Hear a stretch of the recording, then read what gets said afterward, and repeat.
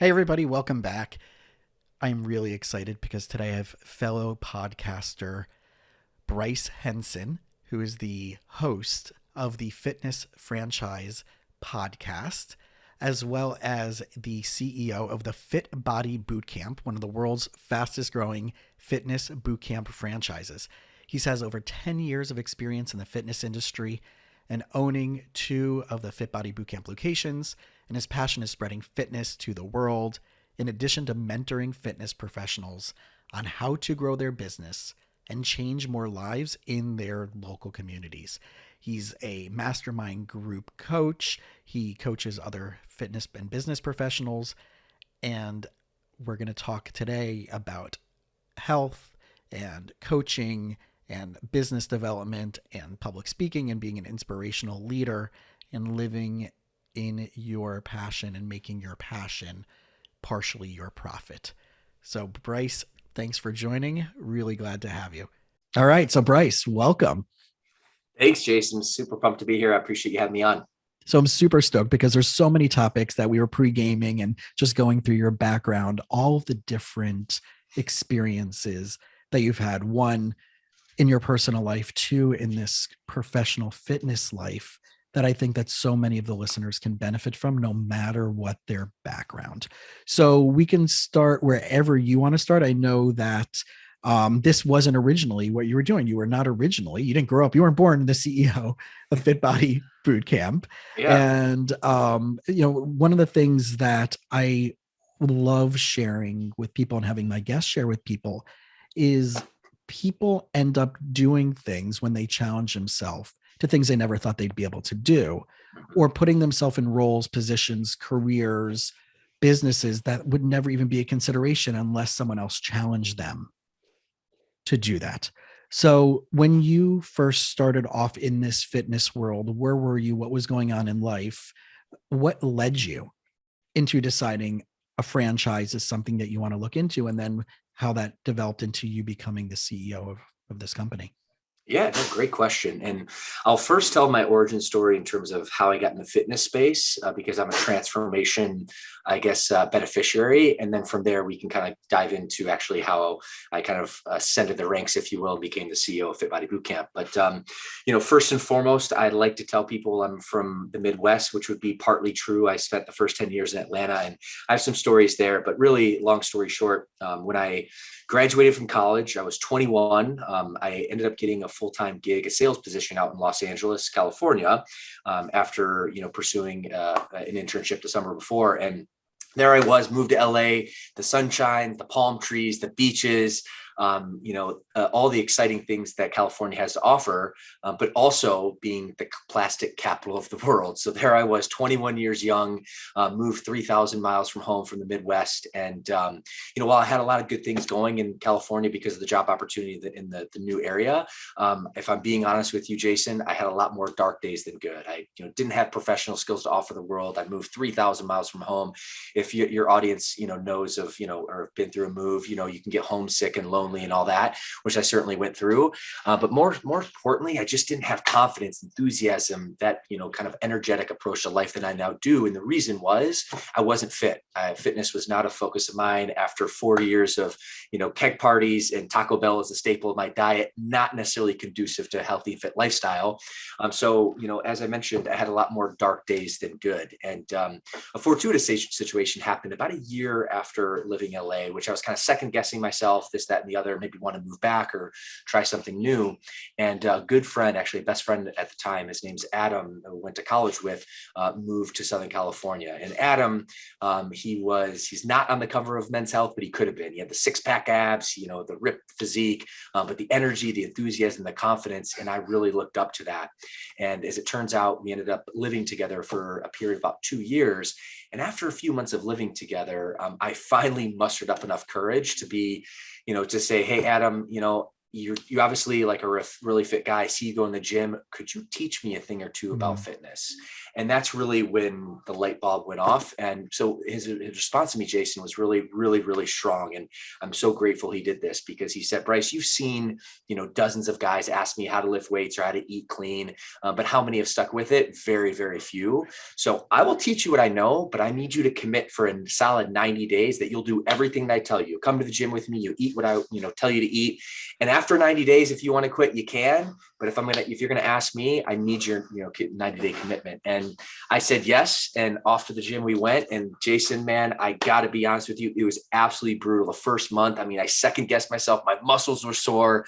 And anyone who's listening to this podcast knows, like, especially coming in cold turkey, how challenging working out can be. Yeah.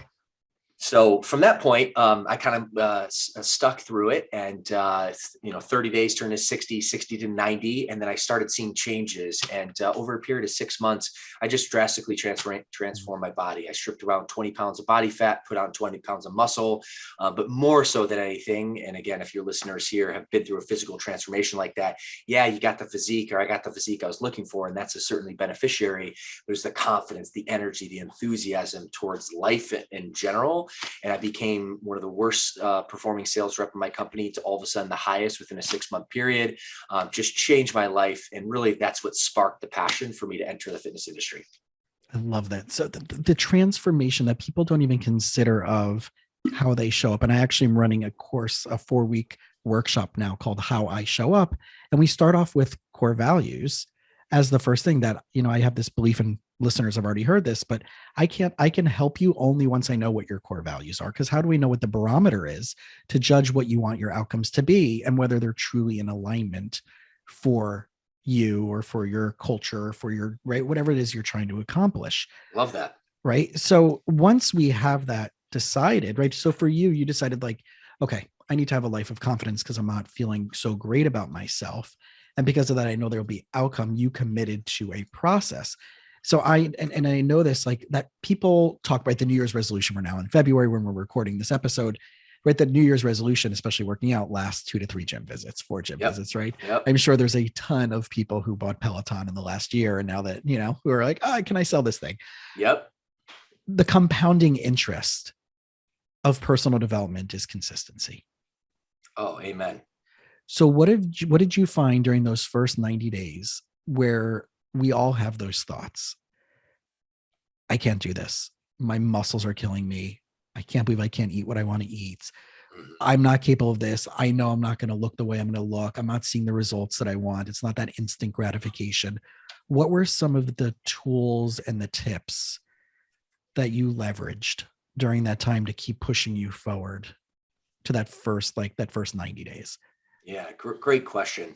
And to your point, it's consistency. That is the really sweet spot. For me, there's a book called Influence by a gentleman, a PhD named Dr. Cialdini. And he talks about 6 weapons of influence. So social proof and authority, and there's a few others, but one of them is commitment and consistency. So when you commit to something, human nature tends to follow through that commitment, at least short term. So the fact that Adam was able to get my commitment, that has set the expectation that, okay, no matter what, 90 days really helped, because if he didn't do that, or if it was, left open-ended, I think I would have had a more challenging time. So that was number one. Number two was I committed to 4 days a week. Okay. So it wasn't like I completely overhauled. I was going cold turkey all of a sudden, 7 days a week, perfect eating.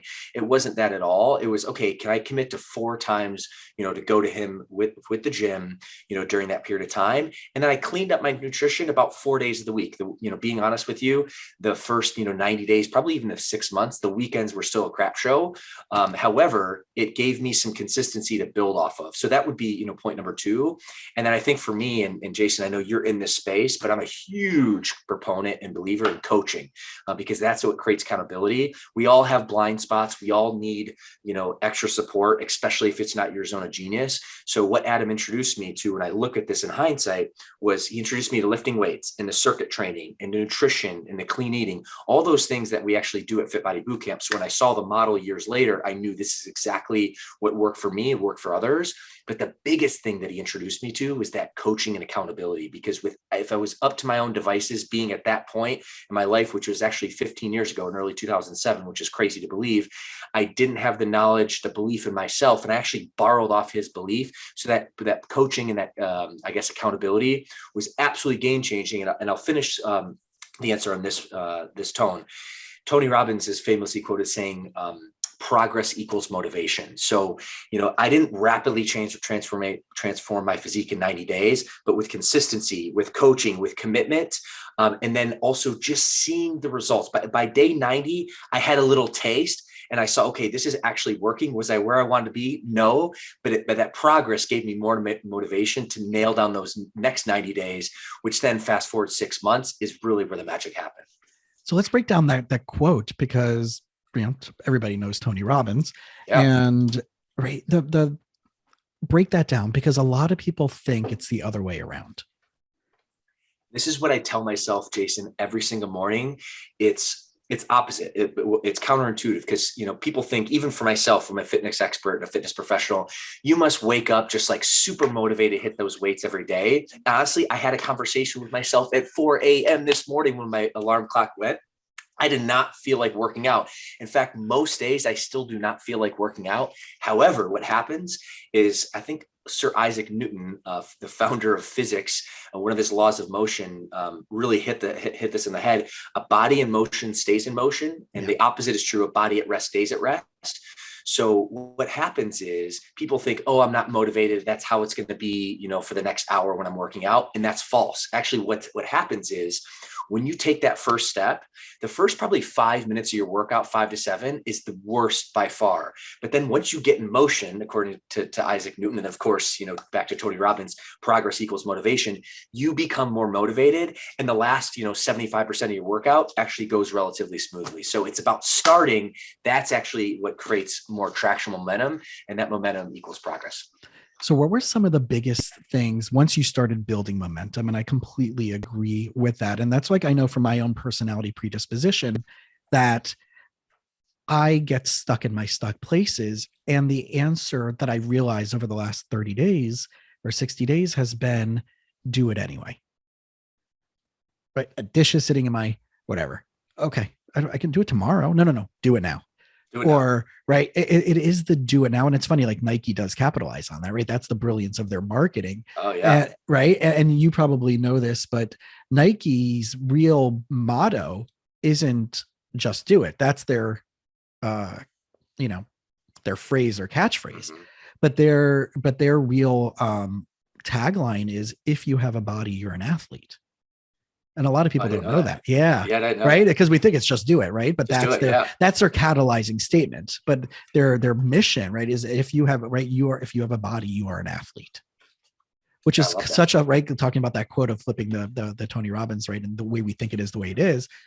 That's a paradigm shift for most people. And then when I heard it, because we're going to get into the entrepreneur stuff in a little bit, when I heard my coach Rick Sapio talk about that, right, if you create your core values and you hold yourself accountable to your core values, you're an entrepreneur and you're being entrepreneurial. So in other words, when you decided that the business model of Fit Body Bootcamp aligns with what you knew to be true, and this was a way to hold yourself accountable to that personal development side of your life, you are automatically being entrepreneurial. Oh, I love that. Yeah.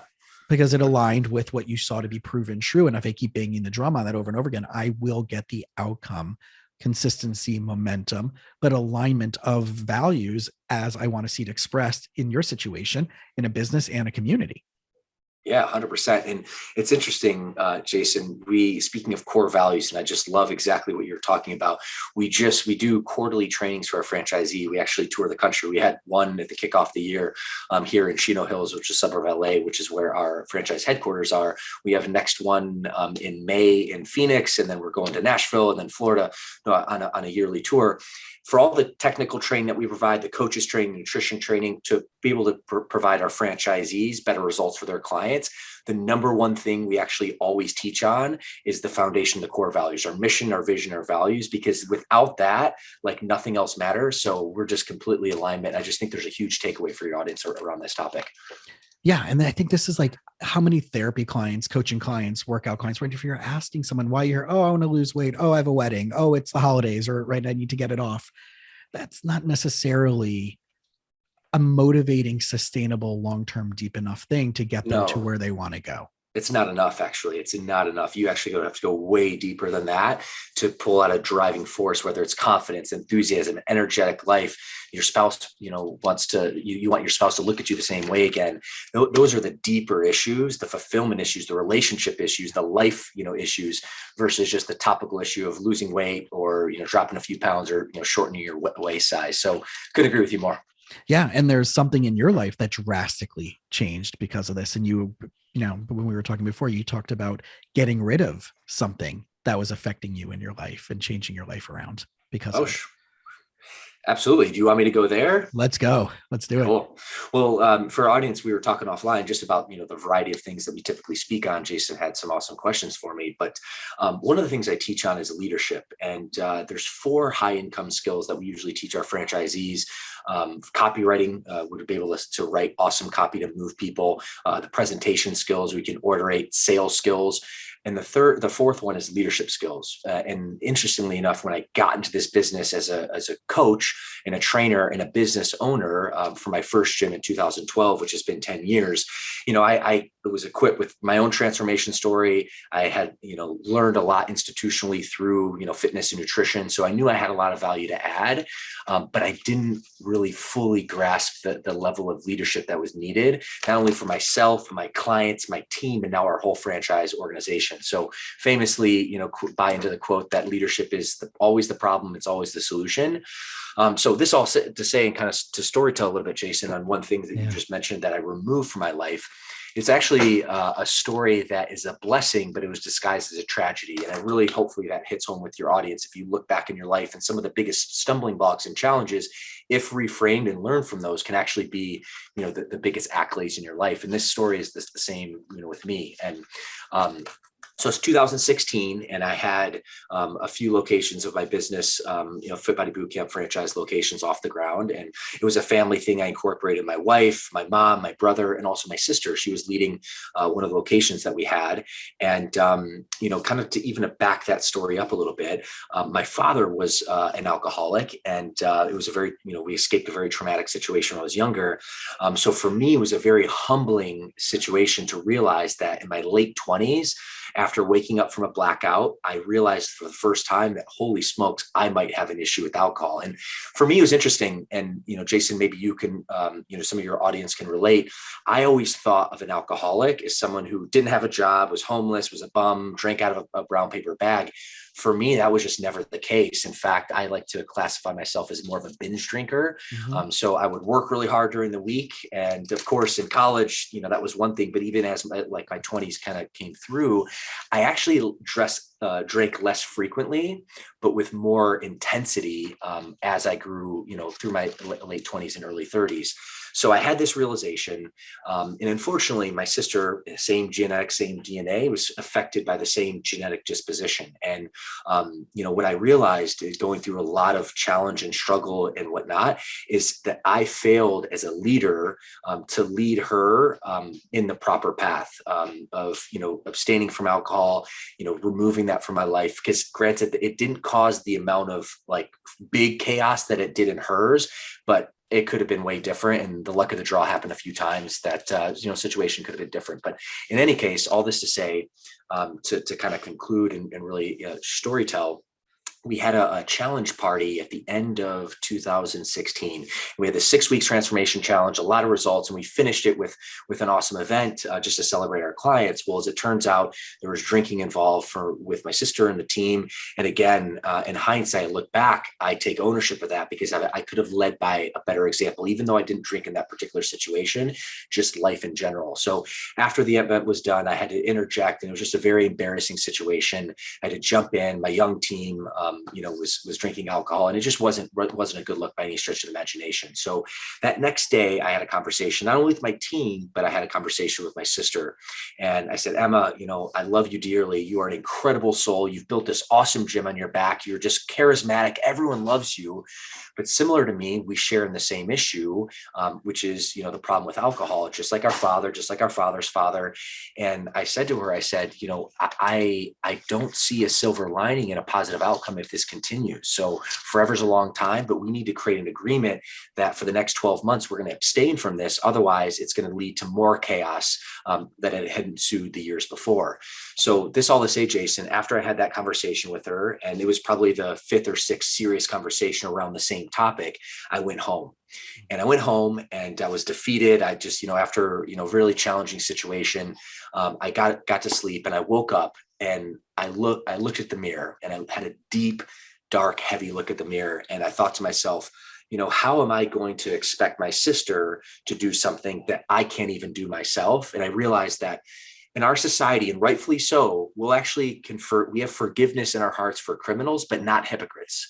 And at that moment in time, I knew that if I was going to be the best, person and leader for her, that I actually had to lead first in moral authority. And, I'm happy to report that was the last time I drank alcohol. That was over 5 years ago. And while I'm not fixed, it's a work in progress. I feel like I'm addicted to a lot of very healthy things, working out and work and all that. The journey continues, but without that shift in my life, and by leading a better example for her, the situation, I wouldn't be here today. So I think that's the message I want to share with you and your audience. The profoundness of that is, right, we all have these similar things that we don't realize in some way that's holding us back from accomplishing what we can truly accomplish, from connecting how we want to connect, from being the type of person. We get so stuck in those stories, especially intergenerational themes. Yeah. And I know, right? The stuff that I'm unpackaging now at 43 that I started realizing maybe in my early 20s, but then I thought I was doing the work on in my 20s, and it turned out I wasn't. I was looking at it from the wrong perspective, or I was staying too stuck in a victim mentality about it, and still blaming, and still, right? I think the leadership thing is that full accountability, right? The more accountability you can take, the more of a leader you become.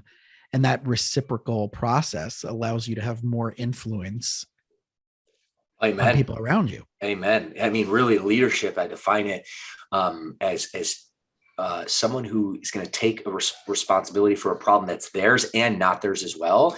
And that's really the definition, one of many, of leadership. And you just need to be able to, hold yourself accountable in order to hold your team, your clients, your community accountable in whatever endeavor. So for me, I just saw a shining weakness in that. And while it was a complete tragedy, ended up having to part ways with my sister in a very tragic event after that situation. It was the worst thing that I probably have ever went through. However, there was a silver lining there, and it showed a weakness for me, and it showed something I need to remove in my life to get to the next level. And to your point, Jason, you hit it. I mean, your audience, we're human, we're fallible, we have all issues. And whether it's alcohol, whether it's gambling, whether it's, other addictions, it's pornography, there's something in your life that is not serving you. And it's time to wake up and say, okay, it's time to make a move if I want to get to that next level. And this goes to a whole nother level of, when I talk about the core values, people don't ever talk about their anti-values. And I love this add-on that if we really, right, life can change when you start living into these things. Like, I want to have fitness in my life. I want to have spirituality in my life. I want to have high quality people in my life. But what are the anti-values? In other words, someone can show up, or some situation can show up with this. But the way that I look at anti-values is, it's a non-negotiable list that even if the core values are there, if 1, 2, or 3, or any one of these things show up that's on this anti-value list, it's still a no of engagement. Because the toleration of those things will eventually lead you to breaking your values, because we do have a dispensation of, like, I don't want to be an asshole. I don't want to be a dick. I don't want to be judgmental. I don't want to be, right. And I always like playing the difference between judgmentalness and discerning. And we can get into a whole conversation about the difference between those two things. But we always have, like, I realized this in one of my coaching groups for young professionals, was people would rather continue dating someone else because they'd rather not make them think that their the person who ended it because they don't want to be considered the person who's the asshole, The bad versus guy. them being an asshole to themselves by staying in the relationship. Yeah, yeah. And granted, I mean, Jason, you obviously have a ton more experience specific to that, but I've seen it, and for my friends and circle as well. So very interesting. Yeah. So let's jump into, you're going on this fitness journey, you're going on this personal development journey. So the space that we missed was getting introduced to Fit Body Bootcamp, Yeah. deciding, right, you were already working out. Why and when did you know that you wanted to be a professional in this industry? And what was that process of like, okay, so I know I want to do this. What way do I want to go to it? Do I want to create, personal training? Do I want to own a gym? Do I want to, right? Why, and then what leads you to a franchise versus creating something from scratch? Yeah, great question. Before I dive into the Mhm. intricacies, I give a keynote at times, which I call the 3 Ps, which is pain, passion, and purpose. And I find that, entrepreneurs, the most successful entrepreneurs typically have gone through something very painful or traumatic. They figured out the solution for it, and then it's become a passion of theirs. And then from there, with time and attention and consistency, which is a common theme of today's talk, it then becomes, your purpose. And I feel, similar to me, that's how my journey, I guess, continued. So I was in pain. I wasn't a confident guy. I didn't have the energy, the enthusiasm, the vibrancy that I now have. It's because I didn't, lack the confidence in my fitness and myself. So, going through that pain point, solving that pain point, then created a passion for fitness. And then ultimately has led it to my purpose here. And how that all kind of unpacked was after I went through that transformation, that 6 month journey in 2007. I continued to adopt then the healthy and fit lifestyle. And it wasn't until a couple of years later, I think in 2009, when I was working out at the gym, and I'll never forget this, Jason, some dude walk up to me and he asked me how I did this set and what I ate, in terms of my supplementation and my nutrition. And like a light bulb, it was crazy because my identity was becoming a fit guy, but I never thought in a million years that like, holy smokes, this dude's asking me, like, Yeah. Bryce, holy smokes.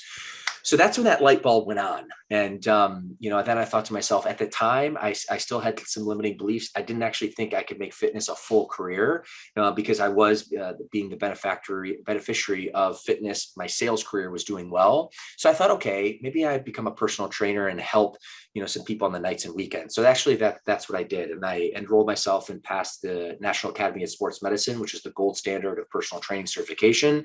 I ended up picking up some clients and friends in the nights and weekends, which I would train just as more of a passion project. And I think I updated my Facebook profile to certified personal trainer. And when I did, this guy named Bedros Keuilian, who's the founder of Fit Body Bootcamp, a dear friend, one of my best friends and a mentor to this day, started serving me ads about how to grow a personal training practice and how to, get new clients and how to convert them to long-term members. So I ended up following this guy named Bedros for a period of actually 2 years. At that point, I then made a life transition. I ended up moving to South America for 2 years. I always wanted to learn another language and live in a different country and culture. So I scratched that box. But as I was living there, and when I knew I was coming back to the US and California in early 2012, is when I started paying a little bit more attention to this brand called Fit Body Bootcamp that he was talking about in his email and whatnot. So from there, I did as much diligence as I possibly could. I was in my late 28 at the time, moving back to California. All the research I could find about Fit Body Bootcamp and Bedros, I did. And basically in the summer of 2012, when I got back, I came to our headquarters here and met Bedros himself and took the leap of faith and ended up putting down the money for my first territory, first gym. And a few months later is when I opened my first Fit Body location, which really then we can story tell. But that's kind of how my foundation and entry point into Fit Body Bootcamp happened. So of all the awesome things that were in that sequence, the first thing that's thinking out, like there's people that I've met throughout my therapy development or skills journey. And then in the entrepreneur world, people I've met as well along that journey. And everybody has their own marketing things. And there's people somehow I get on their email list or somehow they subscribe you without you wanting them to, and you get off of those, right? Yep. But there's one or two people in the personal development entrepreneur world that I religiously will check their stuff and that I would only consider spending a high value amount of money, like over $100, $200, 300, whatever it is. In other words, a bigger investment than just like whatever to go participate or be part of their community. and their communication is so clear because they're creating, here's what's not just like, are you the type of person who's struggling with like, but it's so tangible with what you're going to get out of it. And it so speaks to that 80-20, right? That 80% of the people, they can go F off, and we're not speaking to you. If the 20% that aligns to you, we want 100% of our people to be the 20, right? To be the 20%. Yep. What was it about the marketing? What was it about the copy? What was it about the message that was hitting you that made you decide that this is the person you want to talk to and this is the business that you want to be aligned with? Simply put, the first thing that comes to mind is the authenticity. So Bedros is an incredible marketer. He's a rags to riches story. He's really like the true American dream story, which I am as well. But he's in the traditional sense that he comes from former communist Russia, I guess Armenia, which is one that's in the Soviet bloc. In 1980, his family bribed the Communist Party to basically get to the U.S. Literally came with nothing, just the clothes on their backs. In the first few years, they moved to Section 8 housing to Section 8 housing. They didn't have money for food. He was 6 years old at the time, and his mom used to throw him in the dumpsters behind the local supermarket because there's food that is technically expired, but still can be relatively eaten. And especially for a family, escaping communism. So that all said, I think just the ability for him to craft a story and be authentic and share his vision and share like his background really, really connected with me. And then of course, he went through his own fitness transformation, and there was just a lot of, great aspects of the Fit Body Bootcamp brand, the low startup costs, the ability to leverage yourself, the higher profit margins. So there's a lot of other things that went into it. But to your point, Jason, when you asked what was the thing that was compelling me, that attracted me in, it was the authenticity of the message. Yeah. So then people are in a job, they're in a career, they're looking for something else. And right, franchises were kind of like, in my mind going through this journey, it's like franchises are the MLMs of an actual legit business, right? And that's the negative stigma that it probably had 80s and 90s. And it can be, right? And there are people out there who are doing that. What are some of the questions someone should ask to start sorting through, because you have invested and you have multiple businesses within the business itself, and then you've also worked your way up into becoming the CEO? But what were some of the questions you needed to ask, or you were guided to ask, that helped you discern that this is a good investment, this is a good model, this is a good long-term game plan for you that maybe someone doesn't think about or doesn't even know what to ask or to look for? Yeah. Incredible question. I mean, I think first and foremost, just the financial metrics. And I'm not a huge data-driven guy, but believe it or not, I feel like I stack myself with like really strong analysts to compensate for this. But at the end of the day, you need to make sure from a financial perspective, the business model works, that you have enough, capital and working capital to get it off the ground. So it was a very easy business model to understand, which was really, really beneficial to me, especially that was my first entrepreneur endeavor. Second, it just fell in line with my passion, and nothing against Subway or any of the awesome franchises that do serve food, but fitness is a passion-based business. So I was really excited. I was passionate. I went through my own transformation, so I knew that passion would lead me to success. And the third thing would be was just talking. And at the time, there was only about 15 or 20 franchisees in the system at that point. This is literally 2012 was the first year of franchise. Bedros started it in 2008, 2009, just after the housing market crash. There was a licensee program. But in any case, I talked to the 15 or 20 people. I mean, I relentlessly hounded them down just to, talk about their experience. And we call that the validation process. You can talk to other owners in the system. So I would highly encourage you to, if you're listening to this and you're exploring, opening a Fit Body Bootcamp or some other franchise, just to do your diligence, make sure the numbers work, have a real talk with yourself, looking at your own, numbers to make sure that you can fund this, making sure that it's a business model and the industry is in line with your passion or something that you really want to do. And then talking to other owners. I mean, that did a lot for me, because what it did is actually it verified, because, I saw the success, I saw the client transformations. I saw, I talked to owners that had success with the model, but really I believe that leadership starts with top down in any organization. So it's also just getting some, social proof and verification that Bedros, who was who he said he was, and by far, I mean, without a shadow of a doubt, everyone was raving fans. So those three things really checked the box for me, and it gave me the confidence to move forward. Yeah, and that's what it is. I think the due diligence that we either go over too much, and therefore we become paralyzed by making a decision, or we just hope that it's going to work out and we don't do enough due diligence. We don't talk to enough people. And I see this all the time. People who are wanting to become therapists now, like I used to be like, oh yeah, it's a great, go with great field, great program. Here's a program to go to. Here's a program to not go to, don't go to. And now in 2022, I'm kind of like, I really am going to push hard into the person and be like, why do you really want to do this? Get a job at Starbucks if you want to talk to people all day and make the same amount of money, probably with benefits at the right in that process. Yeah. And then grow into management and grow into, right. You can do therapy in different ways without having to worry about the liabilities and the case notes and if you take insurance and all that crap and right. And God forbid, right. High risk cases versus low risk cases, which I'm not a mental health practice. I'm a personal development therapy practice, and I'll do couples and I'll do relationships, but I won't see certain types of situations. Right. The simplicity over the complexity model. Yeah. But a lot of people don't know that because you get the shit at the beginning. You have to take on all those things. And what's that like? And do you know what you want? And do you have a business mentality? All these things that people don't ask, where now I'm more likely to turn somebody away from, in my opinion, from this field, because you need to have all these other sides, right? So the branding, the marketing you said was part of this package that's worked into simple, done for you opportunities.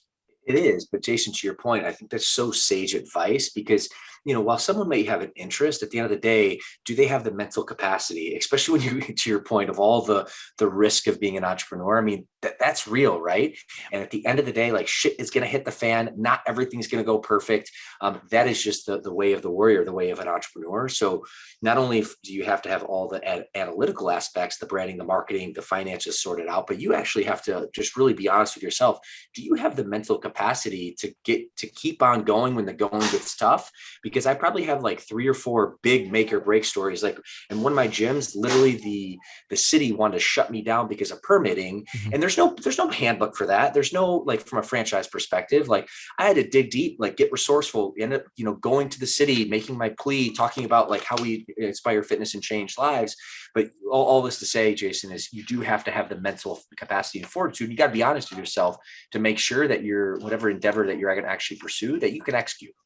Yeah. And I think that goes back into the idea of like having a business versus being an entrepreneur. And I really worked my way through this the last couple of years about owning a business makes you entrepreneurial, but it doesn't make you an actual entrepreneur. In other words, there's the thought process of that. And not everybody, right? Just because you start a business doesn't make you the CEO either, right? A CEO is not a solo. You're not a CEO if you're a solo practitioner. Like I'm not a CEO. I'm a solo practitioner. I have 2 associates. They're virtual, right? They get their clients, and it's a piece of the pie at some level. Everything. Listen, at the end of the day, everything's is multi-level, right? But I'm taking the risk. I'm creating structure and creating things. But I want people to realize this when they talk about, like, especially the social media, the last couple of years of like, oh, I'm going to be an entrepreneur. I'm going to be an entrepreneur. But you're doing this hustle that everything does go back to systems. Everything goes back to structure. Everything goes back to methodology. Everything goes back to, yes, you can create money. I can create money when I'm working, but am I creating money when I'm not working? And I think that's more of that like E-Myth mindset of, right, entrepreneur, manager, technician. And I'm having this conversation with a lot of my clients, like, oh, I want to start a side hustle. I'm like, no, you want to start a side technician job. Because you're already a technician during this day and you want to be a technician when you're not working on your days off.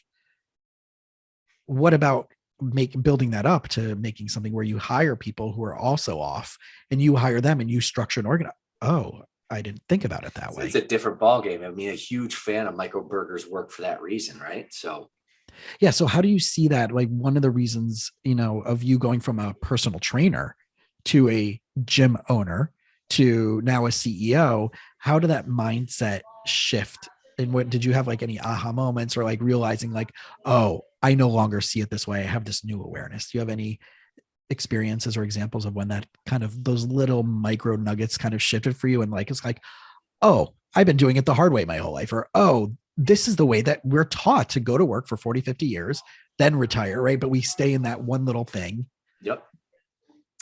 So for me, it's interesting enough, there's two big aha moments that really helped me with my ability to actually rise the rank, become CEO of this awesome organization.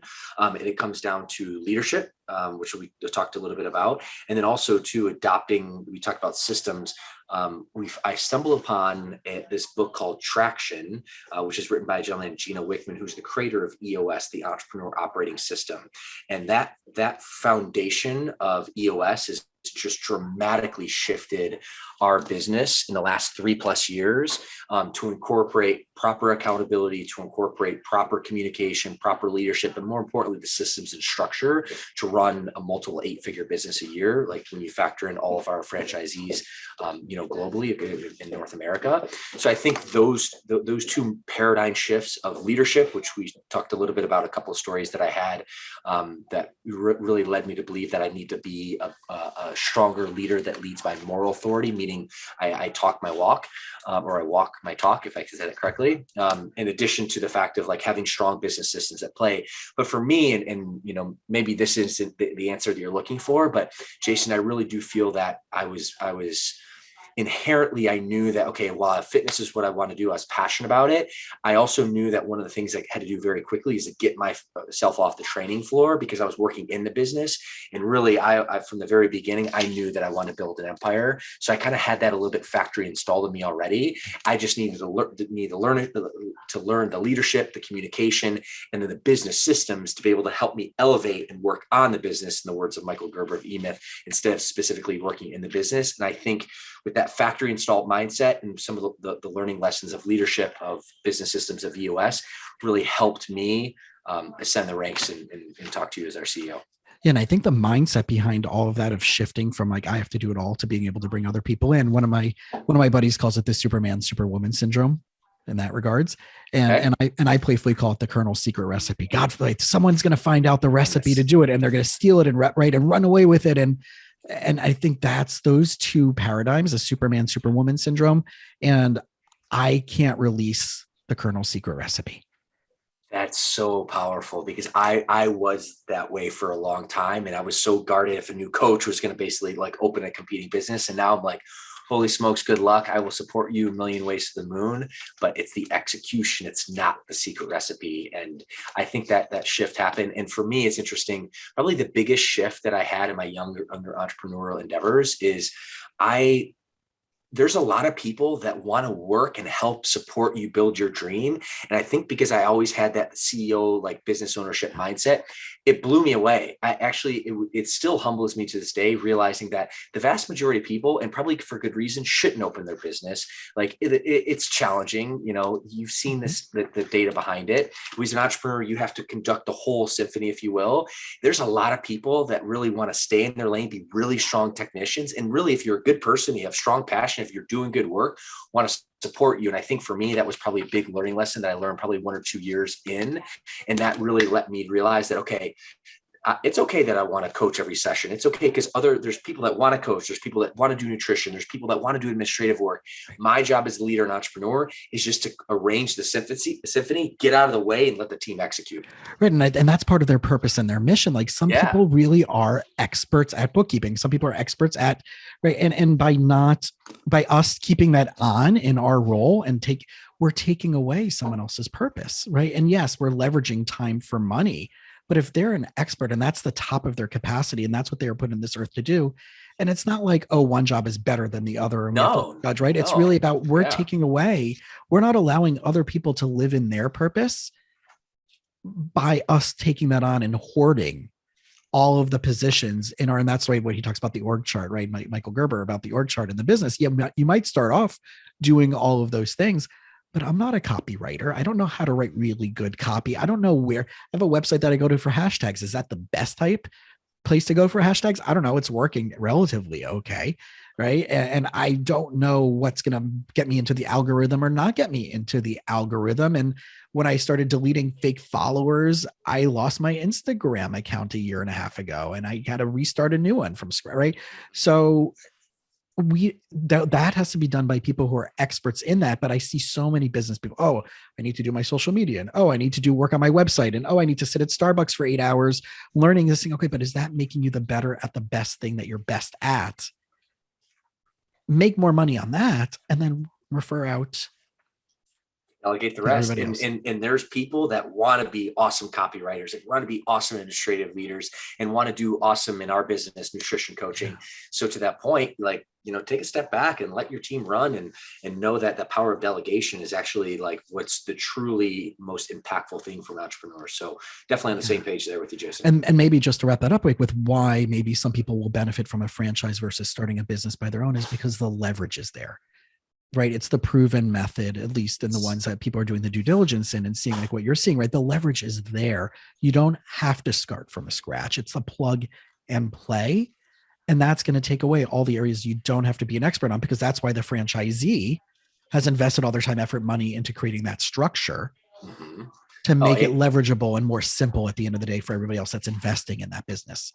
Amen. I mean, we have 15 years of trial and error and proven systems and processes that, someone who's going to join our franchise, as an example, is getting the handbook from day one, which took us 15 years to evolve. And bigger picture as well, the value in any franchise system is also the network within it, because we always like to say we can create faster than the other competition can copy.